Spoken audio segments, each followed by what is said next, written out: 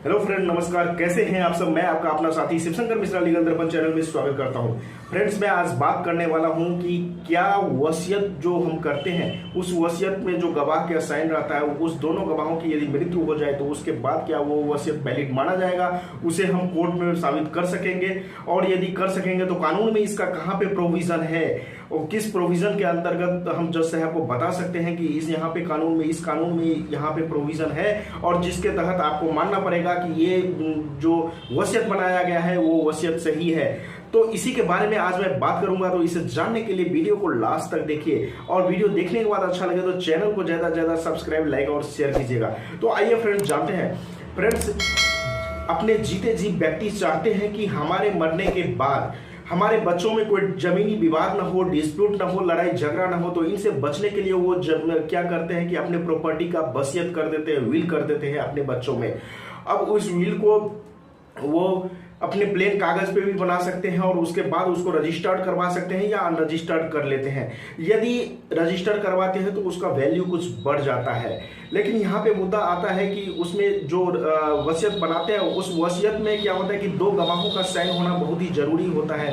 दो गवाहों के साथ जो वसीयत बनाते हैं और जिनको बनाते हैं उसको वसीयत को निष्पादित करने के लिए उनका भी साइन होना जरूरी होता है।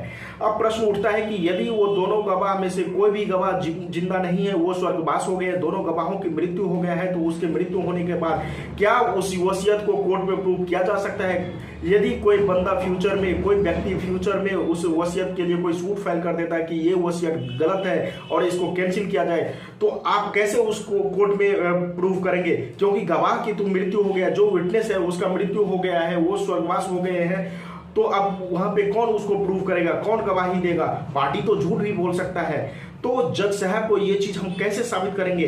तो फ्रेंड्स, घबराने की कोई बात नहीं है।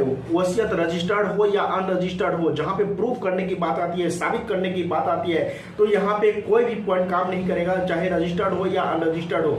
यहाँ पे हमारे सक्सेशन एक्ट जो है, इंडियन सक्सेशन एक्ट की सेक्शन 63 जो है, 63 में कहा गया है कि दो गवाह का साइन जो हम बनाते हैं वसीयत उस पे होना चाहिए। लेकिन सेक्शन 63 में ये चीज कहा गया है जिस वसीयत को बनाते समय दो गवाहों का साइन होना चाहिए। लेकिन दो गवाह की साइन कराने के बाद गवाह मृत्यु हो जाए तो इसे कोर्ट में प्रूफ करने के लिए हम वहीं पे हम एविडेंस एक्ट का सहारा लेते हैं। और एविडेंस एक्ट की, इंडियन एविडेंस एक्ट जो है, एक्ट की सेक्शन 69 कहता है कि सेक्शन 69 के तहत यदि किसी गवाह की मृत्यु हो जाती है या दोनों ही गवाह की मृत्यु हो जाती है तो मृत्यु होने के बाद उनके परिजन, उनके रिश्तेदार, उनके दोस्त कोर्ट में जाके ये साबित कर सकते हैं कि इनका गवाही मैंने देखा है, इन्होंने सही गवाही दिया था। जो व्यक्ति गवाह की मृत्यु हो गया है उन्होंने सही गवाही दिया था और इस तरीके से ये विल जो है, ये वसीयत जो है वो सही है। और उनके साइन को वो जो व्यक्ति है, जो उनके रिश्तेदार, फ्रेंड या कोई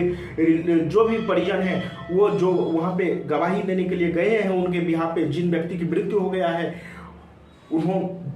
उनको वो साइन जो है वो वहां पे बताना पड़ता है कि नहीं ये साइन सही है, ये साबित करना पड़ता है। वो इस तरीके से आपके गवाह की यदि मृत्यु हो जाती है तो गवाह की मृत्यु होने के बाद भी आप अपने वसीयत को कोर्ट में साबित कर सकते हैं, कोई दिक्कत नहीं हो सकता है। तो इस प्रकार आपकी यदि वसीयत बनाते हैं और वसीयत में दो गवाहों का साइन, जैसा कि मैंने आपको बोला है कि इंडियन सक्सेशन एक्ट की धारा 63 के तहत आपको दो गवाहों का साइन उस पर होना चाहिए किसी वसीयत को एग्जीक्यूट करने के लिए, निष्पादित करने के लिए।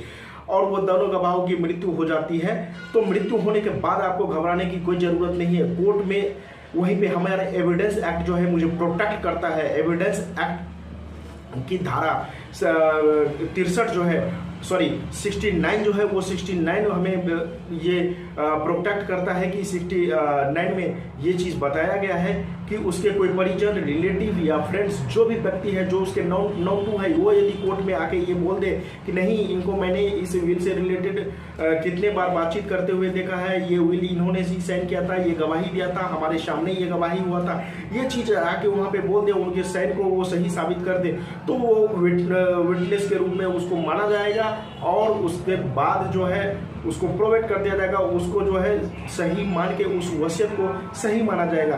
तो इस प्रकार से आप आपका गवाह यदि मृत्यु हो जाता है तो आपके गवाहों की यदि मौत हो जाती है तो मौत होने के बाद आपको घबराने की जरूरत नहीं है, आपका वसीयत वैलिड माना जाएगा, बशर्ते कि जो शर्त हमने बताया है वो चीजें वहां पे जाके कोर्ट में जज साहब के सामने प्रूव हो। तो फ्रेंड्स, मुझे आशा है कि आप लोगों को पता चल गया होगा कि आपको यदि कोई वसीयत बनाए हैं और वसीयत में गवाह की मृत्यु हो जाता है तो घबराने की कोई बात नहीं है, चाहे विल रजिस्टर्ड हो या अनरजिस्टर्ड हो। आपका इंडियन एविडेंस एक्ट जो है उनकी सेक्शन 69 आपको प्रोटेक्ट करता है और इस तरीके से उसके रिलेटिव या कोई परिजन जाके यदि वहां पे उस चीज को पहचानता है, उसके गवाही को सही साबित करता है तो सही हो जाता है। तो इस प्रकार से इसी तरीके के वैल्यूएबल नॉलेज लेने के लिए आप मुझसे इंस्टाग्राम पे मुझे डीएम कर सकते हैं। आपको लिंक मिल जाएगा, इंस्टाग्राम आईडी स्क्रीन पे दिख जाएगा और मुझे आप व्हाट्सएप या कॉल भी कर सकते हैं, मुझे कमेंट भी कर सकते हैं। मैं उसका रिप्लाई देने का कोशिश करता हूं, सदैव रिप्लाई देता हूं। लेकिन फ्रेंड्स, लास्ट में एक रिक्वेस्ट है कि आप लोग चैनल को देखते हैं लेकिन उसको सब्सक्राइब नहीं करते हैं। आप लोग ज़्यादा से ज़्यादा फ्रेंड्स सब्सक्राइब कीजिए और उसको शेयर करने की कोशिश कीजिए, जिससे कि ये वैल्यूएबल नॉलेज जो है, ये चीज़ें आजकल बहुत समस्याएं देखने को मिलती हैं, तो ये वैल्यूएबल नॉलेज सबको मिले और आदमी इस कानून का जानकार बने।